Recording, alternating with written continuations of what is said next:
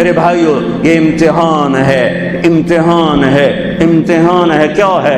لیبلوکم ایکم احسن عملا، اللہ یہ دیکھے گا کہ عمل کو خوبصورت بناتے ہو یا پیسے کے پیچھے دوڑتے ہو، ایمان کو بچاتے ہو یا بیچتے ہو، تقوی کو بچاتے ہو یا بیچتے ہو، غیرت کو بچاتے ہو یا بیچتے ہو، دیانت کو بچاتے ہو یا بیچتے ہو۔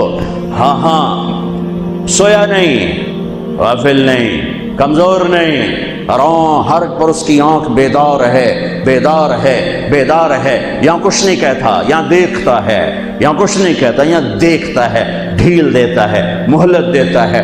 پھر ایک دن فیصلے کے لیے خود آئے گا، وجاء ربک والملک صفا صفا، ایک دن وہ خود آئے گا۔ وجیء یومئذ بجہنم، پھر اس کی جہنم آئے گی۔ وازلفت الجنۃ للمتقین، پھر اس کی جنت آئے گی۔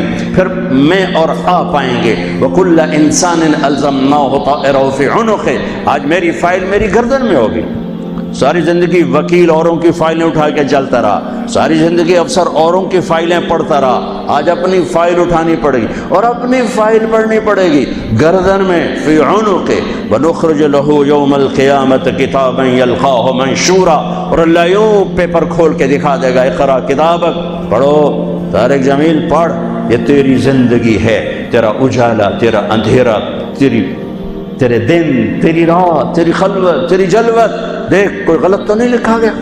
هل ظلمك كتبت الصالحون، کوئی غلط تو نہیں لکھا گیا؟ نہیں اللہ، ما لهذا الكتاب لا يغادر صغيرة ولا كبيرة الا احصاها، اس نے تو ہر شے میرے آگے کر دی۔ بھائیو یہ دن پوری دنیا پہ آنے والا ہے۔ اس دنیا کو اللہ تعالیٰ نے خیر و شر سے چلایا ہے، اچھے اور برے سے چلایا ہے، اندھیرے اور اجالے سے چلایا ہے۔ اچھے اپنی زندگی کی قیمت وصول کر کے پوری دنیا کے لیے مثال بن گئے اور حجت قائم کر کے چلے گئے کہ ہاں ہاں اللہ کو یوں راضی کیا جاتا ہے۔ ہمارا سال محرم سے شروع ہوتا ہے اور ایک بہت بڑے واقعے کے ساتھ وہ آ کر ہمارے دل دماغ پہ چوٹ مارتا ہے کہ زندگی اسی کی قیمتی ہے جو اللہ کو راضی کرتے ہوئے دو پہ لگا دے۔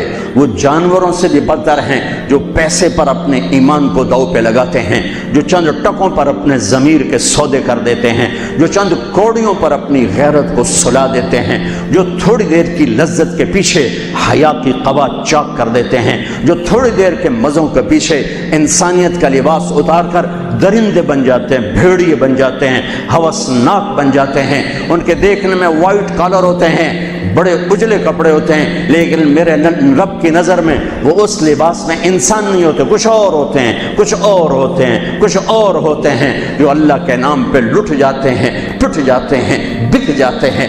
وہی میرے رب کی نظر میں محبوب بھی ہوتے ہیں، مقرب بھی ہوتے ہیں، پیارے بھی ہوتے ہیں، پسندیدہ بھی ہوتے ہیں۔ لیکن ہم نے ربیع الاول آتا ہے، ہم ڈھول بجا کے پھر فارغ ہو جاتے ہیں کہ جیسے صرف میرے نبی 12 دن کے لیے تھے، اور محرم آتا ہے ہم رو دھو کے پھر ایسے ہو جاتے ہیں جیسے بس حسین کی قربانی 10 دن کے لیے ہے۔ بھائیو ہم نے رسم و رواج کو دین بنا دیا۔ میرے نبی پل پل کے لیے ہیں، لمحے لمحے کے لیے، میرا ہر لمحہ میرے نبی کی غلامی میں ہو تو میں نے ربیع الاول کو منایا ہے۔ میرے روئے روئے میں اللہ کی محبت ہو کہ میرے بوٹی بوٹی اللہ اللہ پکارے تو تب میں نے محرم کو منایا ہے۔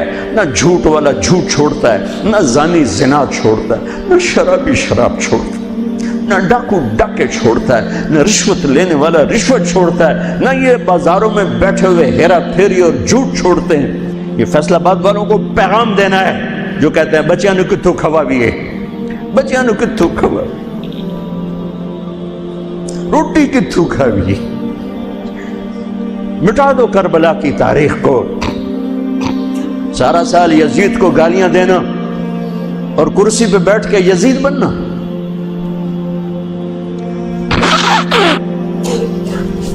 سارا سال شمر کو ظالم کہنا اور عدالت میں بیٹھ کے چند کوڑیوں پہ قلم کو بیچ دینا، تم میں اور ان میں کیا فرق ہے؟ وہ جو گیت تم نے سنا نہیں میری عمر بھر کا ریاض تھا، میرے درد کی تھی وہ داستان جسے تم ہنسی میں اڑا گئے۔ ہم کوڑیوں پہ نہیں بکتے، ٹھیکروں پر نہیں بکتے، پیسے کی کھنک یا مال کی چمک یا کرسی کا کی ہوس یہ کسی مسلمان کے ضمیر کو نہیں خرید سکتی۔ اگر وہ بکا ہے تو اپنے ایمان کی خیر منائے، اگر وہ بکا ہے تو اس دن کا انتظار کرے جس دن میرا نبی حسین کا کٹا ہوا سر میدان محشر میں پیش کرے گا۔ لاؤ اپنی اولادیں، کوئی حسین سے قیمتی نسل دکھاؤ۔ تم بچوں کے لیے کہتے رہے روٹی کی تو کھاویے، بچنے کو تو پالیے، اے نہ کریے او نہ کریے تو کام کے میں ٹورے۔ لاؤ میرے حسین جیسا، لاؤ میرے عبداللہ جیسا، لاؤ میرے قاسم جیسا، یا اپنی تاریخ مٹا دو یا ان راہوں سے واپس آؤ۔ کہاں جا رہے ہو؟ کیا پیسہ ہی سب کچھ؟ یہی رہنا ہے؟ موت پیچھے نہیں ہے؟ یزید بھی مر گیا صرف 3 سال کم وقت کو حکومت میں، صرف 3 سال، 39 سال کی عمر میں مر گیا۔ ایک عزت کی معراج سے بھی آگے گزر گیا، ایک ذلت کی پستیوں سے بھی نیچے چلا گیا۔ نماز کا وقت آیا، نماز کا وقت آیا۔ اب نماز کی کیا ضرورت ہے؟ جنگ سے پہلے آنکھ لگ گئی، آنکھ کھلی تو ہنسنے لگے۔ تو بہن نے پوچھا یہ کوئی ہنسنے کا موقع ہے؟ کہنے لگے ہاں، ابھی اللہ کے نبی کا دیدار ہوا ہے۔ کہہ رہے ہیں بیٹا میں لینے کے لیے آ چکا ہوں، میں آ چکا ہوں، استقبالیہ جماعت، ریسیپشن جماعت آ چکی ہے، میں آ چکا ہوں۔ تو ہم نماز نہ پڑھتے؟